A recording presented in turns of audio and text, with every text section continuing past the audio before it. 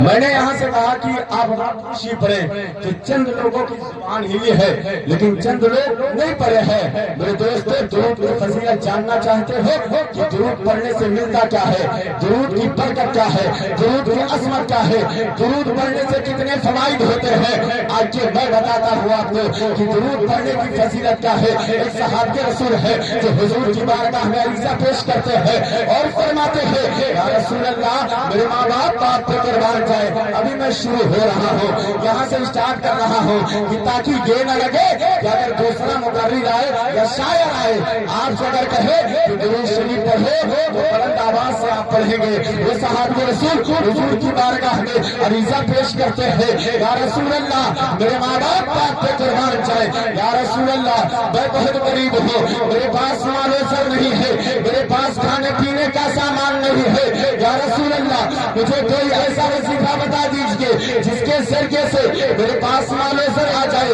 اللہ اکبر اتنا کہنا تھا، آقا فرماتے ہیں اے میرے پیارے صحابہ، جاؤ مجھ پر جو ہے کثرت کے ساتھ، محبت کے ساتھ، دل جمعی کے ساتھ درود پاک پڑھا کرے۔ سبحان اللہ، درود پاک پڑھا کرے۔ آگے اب وہ صحابی رسول کا عقیدہ ملاحظہ فرمائیے کہ صحابی رسول کا عقیدہ کا جائزہ لیا جائے۔ وہ صحابی رسول جیسے ہی آقا کی بارگاہ سے باہر نکلتے ہیں تو ان کے زبان حال پر کوئی بول کر بھی بات نہیں نکل رہی تھی، بلکہ اگر ان کے زبان حال سے اگر کوئی بات نکلا کرتی تھی وہ ہے درود پاک پڑھا کرتے تھے، وہ درود پاک پڑھا کرتے تھے۔ اللہ اکبر، تاریخ کا مطالعہ کرے، کتاب کا مطالعہ کرے، تب آپ کو پتا چلے گا کہ وہ صحابی رسول کا عقیدہ جو ہے کیسا تھا۔ وہ صحابی رسول حضور کی بارگاہ سے اپنے گھر تک آ رہے تھے، جتنے قدم چل رہے تھے وہ صحابی رسول حضور کی بارگاہ میں درود پاک پڑھ رہے تھے، درود شریف پڑھ رہے تھے۔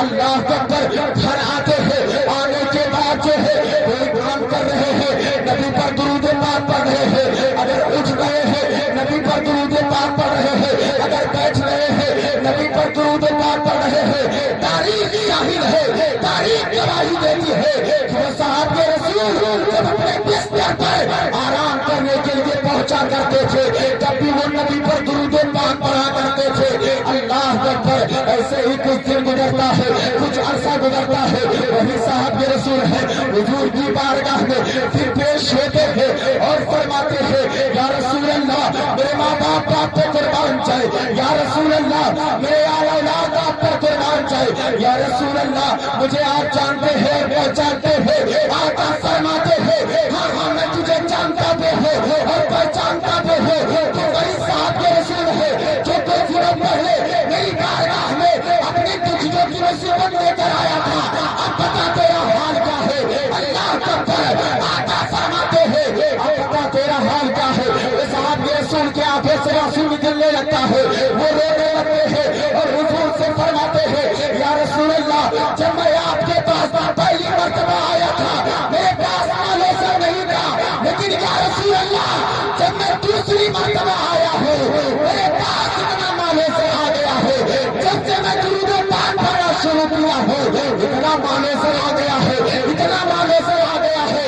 یا رسول اللہ میں خود بھی کھا رہا ہوں اوروں کو بھی کھلا رہا ہوں۔ جب اس واقعے پر بریلی کے تاجدار کی نظر پڑتی ہے تو بریلی کا تاجدار پکار اٹھتا ہے کہ سب سے اعلیٰ وہ اللہ ہمارا نبی، سب سے اعلیٰ وہ اللہ ہمارا نبی، دونوں آیات کا دولہا ہمارا نبی، اور دونوں دیتا ہے دینے کو، وہ چاہتے دینے والا ہے سچا ہمارا۔ نعرہ تکبیر، نعرہ رسالت، جشن غوث الورا، سرکار کی آمد، قاری جنید رضا صاحب پرتاپ گڑھی، نعرہ تکبیر، نعرہ رسالت۔ سبحان اللہ، سبحان اللہ۔ اس واقعے سے آپ کو کیا پتہ چلتا ہے؟ پتہ یہ چلتا ہے کہ ہمیں درود پاک پڑھنا چاہیے، خالی وقتوں میں بیٹھے تو درود پڑھا کریں۔ میرے دوستو، جو بندہ مومن درود پڑھا کرتا ہے اس کے چہرے پہ نور ہوا کرتا ہے، جو بندہ مومن درود پڑھتا ہے نبی پر کثرت کے ساتھ درود پڑھتا ہے، دل جمعی کے ساتھ درود پڑھتا ہے، اپنا دل مدینے والے آقا کے حوالے کر کے درود پاک پڑھتا ہے، اس کا دل صاف ہوا کرتا ہے۔ تو میرے دوستو درود شریف پڑھا کریں بڑی محبت سے درود شریف اللہم صلی علی سیدنا مولانا صلو علیہ صلی اللہ تعالی وسلم۔ جشن غوث الورا کی محفل میں آپ تشریف لائے ہیں، جشن غوث الورا کی محفل آپ جو ہے بڑی محنت و مشقت کے ساتھ جناب قاری شریف صاحب قبلہ بڑی محنت کر کے اتنے علماء کو جو ہے بلایا ہے، آپ رات تشریف لائے ہیں تو یہاں آئے ہیں تو کچھ لے کر یہاں سے جائیے۔ میرے دوستو اپنی نیند کو قربان کر رہے ہیں، حضور غوث اعظم کی محفل میں تشریف لائے ہیں۔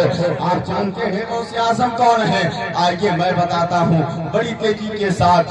میں نے خطبہ مسنونہ کے بعد ایک بڑی مشہور و معروف آیت کریمہ تلاوت کرنے کا شرف حاصل کیا تھا۔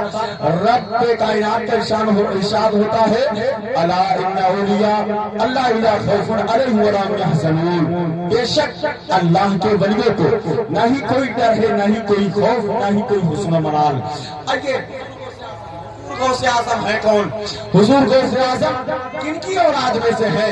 آئیے میں بتاتا ہوں میرے دوستو، توجہ کریں، بات سمجھ میں آ رہی ہے آپ حضرات کو؟ سمجھ میں آ رہی؟ محبت سے بول دیں سبحان اللہ۔